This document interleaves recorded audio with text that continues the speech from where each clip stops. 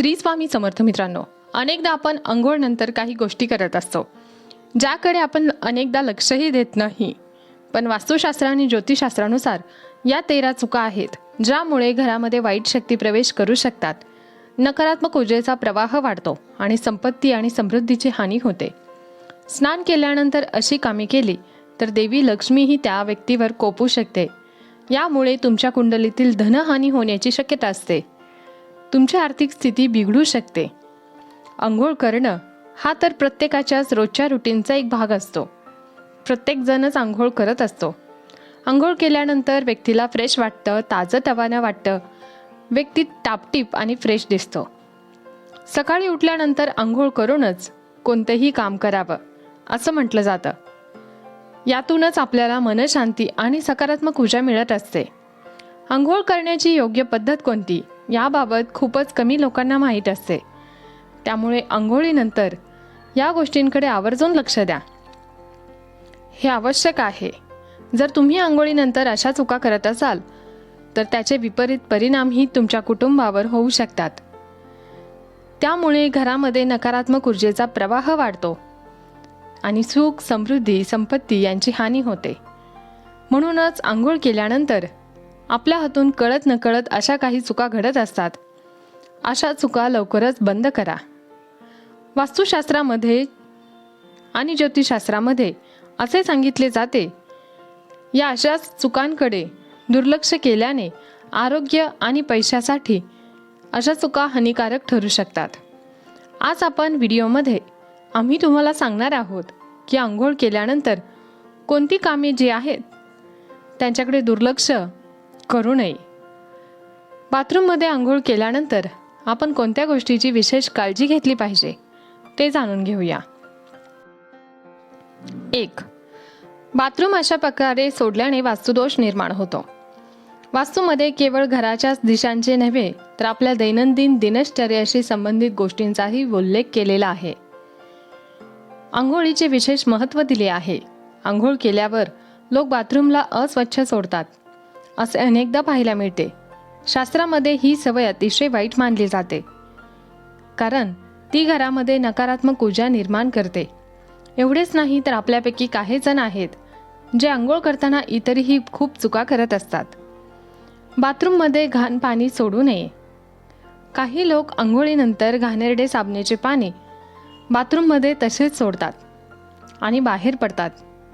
ही सवय तुम्हाला गरीब करू शकते.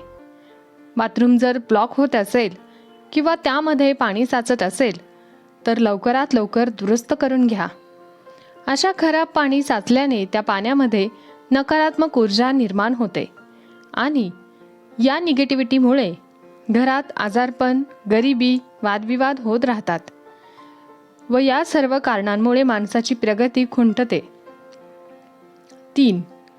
तुमच्या या सवयीमुळे राहू आणि केतू तुमच्यावर नाराज होऊ शकतात.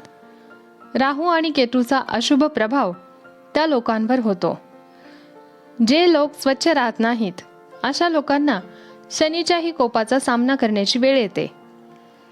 एकाच वेळेस स्नानगृहात घाणेरडे पाणी सोडल्यास भगवान वरुण देवही कोपतात. तुमच्या या सवयीमुळे तुमच्या घरचे पैसे कमी होऊ लागतात. आपला राहू ग्रह चांगला राहण्यासाठी टॉयलेट व बाथरूम बुधवारच्या व रविवारच्या दिवशी स्वच्छ करावे. असं केल्याने आपला राहू ग्रह चांगला राहतो आणि आपली अडलेली सर्व कामं होऊ लागतात. तुटलेले केस बाथरूममध्ये सोडणे. काही लोकांची वाईट सवय असते की अंघोळ केल्यानंतर ते तुटलेले केस बाथरूममध्ये सोडतात. तुम्हालाही अशी सवय असेल तर सुधारा, कारण असं केल्याने शनिदेव आणि मंगळग्रह क्रोधित होतात आणि तुम्हाला त्याचे दुष्परिणाम भोगावे लागू शकतात. आपल्या घरात असे करून नकारात्मक ऊर्जा देखील वाढते. ग्रहांच्या अशुभ प्रभावामुळे तुमच्या कामात अडथळे निर्माण होतात.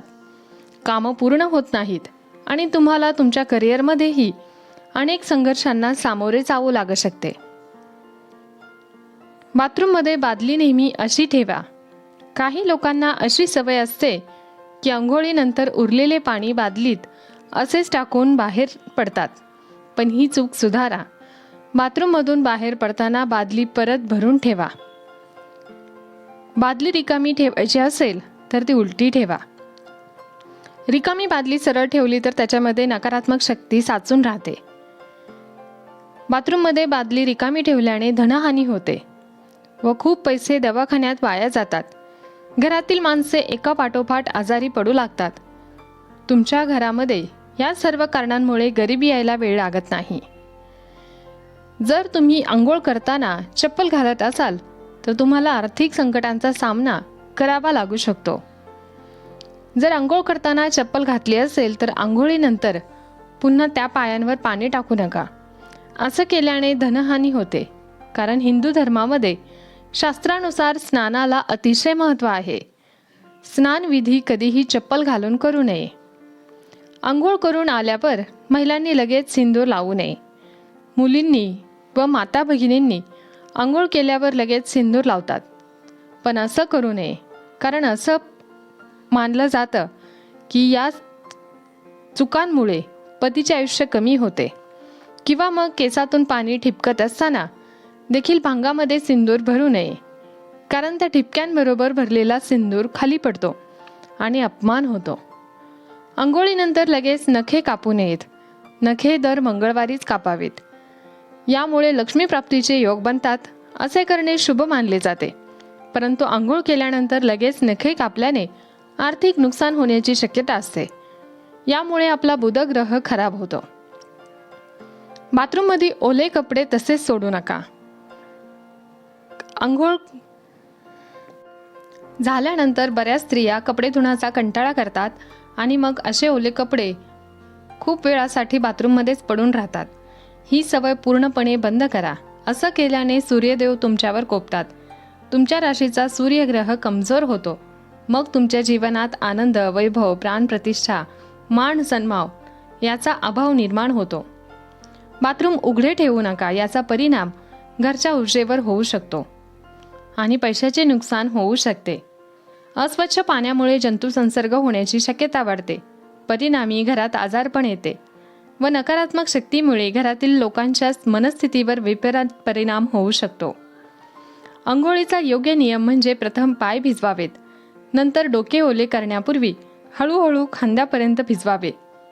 उच्च रक्तदाब, उच्च कोलेस्ट्रॉल आणि मायग्रेन असलेल्यांसाठी हीच पद्धत विशेषतः महत्त्वाची आहे, कारण अयोग्य अंघोळीमुळे स्ट्रोकचा धोका सुद्धा वाढू शकतो.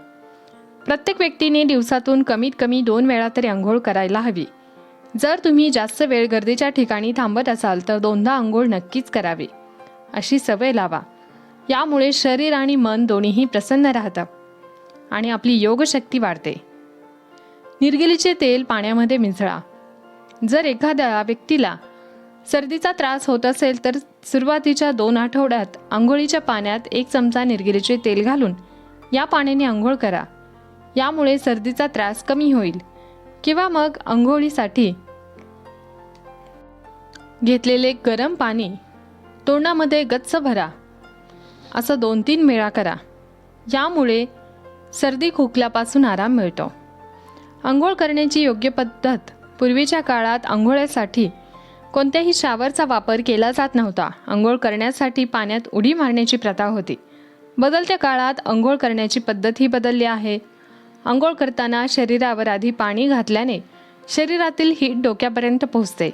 सगळ्यात आधी डोक्यावरून थंड पाणी घेऊ शकता, मात्र गरम पाणी घेऊ नये, ज्यामुळे शरीराची हीट डोक्यावर येणार नाही.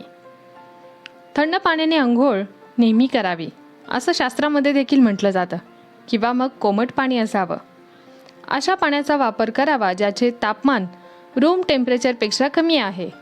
असं केल्याने रक्तवाहिन्या आणि आजूबाजूची जागा उघडली जाते. मात्र जास्त गरम पाण्याने आंघोळ केल्यास असे होत नाही. म्हणून नेहमी थंड किंवा कोमट पाण्याने आंघोळ करायला हवी.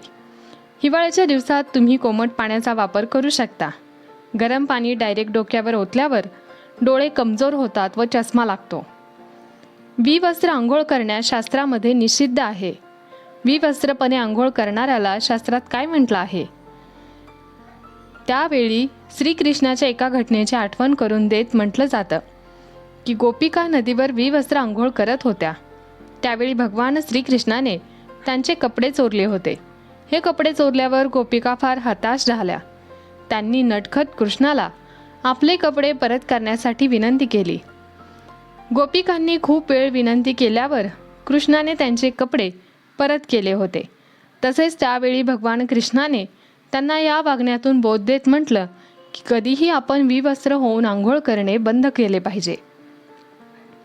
असं केल्याने आपण जलदेवता वरुण यांचा अपमान करतो. त्यामुळे सार्वजनिक ठिकाणी अथवा बंद खोलीमध्ये देखील विवस्त्र होऊन आंघोळ करू नये. यामुळे नकारात्मक शक्ती लवकर शरीरामध्ये प्रवेश करते. जर तुम्ही विवस्त्र अवस्थेत आंघोळ केली तर नकारात्मक ऊर्जा तुमच्या शरीरात प्रवेश करते, तुमची मानसिकता खालावते व नकारात्मक होऊ शकते. म्हणूनच नेहमी असा सल्ला दिला जातो की तुम्ही कपड्यांशिवाय आंघोळ केली तर ते तुमच्यासाठी चांगले राहत नाही. पितृदोष होऊ शकतो.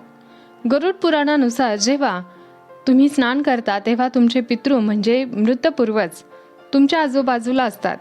जर तुम्ही विवस्त्र स्नान केले तर तुम्हाला पितृदोषाचा सामना करावा लागतो. असं स्नान केल्याने आपल्या पितरांचं समाधान मिळत नाही. त्यामुळे घरामध्ये पितृदोष निर्माण होतो आणि ते कपड्यांवरून पडणारे पाणी स्वीकारत असतात, म्हणून त्यांना समाधान मिळते. विना वस्त्र स्नान केल्याने पितरांचा कोप होतो, म्हणून मनुष्याचे तेज, बल, धन आणि सुख नष्ट होते. म्हणूनच कधीही विवस्त्र आंघोळ करू नये. पद्मपुराणानुसार आंघोळीचे पाणी पितरांना जाते आणि विवस्त्र स्नान करणे म्हणजे पितरांसमोर कपड्यांशिवाय स्नान करणे मानले जाते.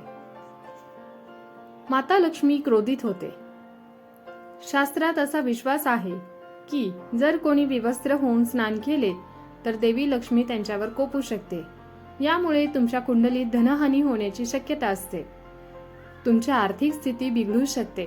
त्यामुळे आंघोळ करताना या गोष्टींची काळजी नक्की घ्या. हा माहितीपूर्ण व्हिडिओ तुम्हाला आवडला असेल तर चॅनलला सबस्क्राईब करा आणि व्हिडिओला एक लाईक नक्की करा. तसेच जास्तीत जास्त लोकांना शेअर करा. धन्यवाद. श्री स्वामी समर्थ.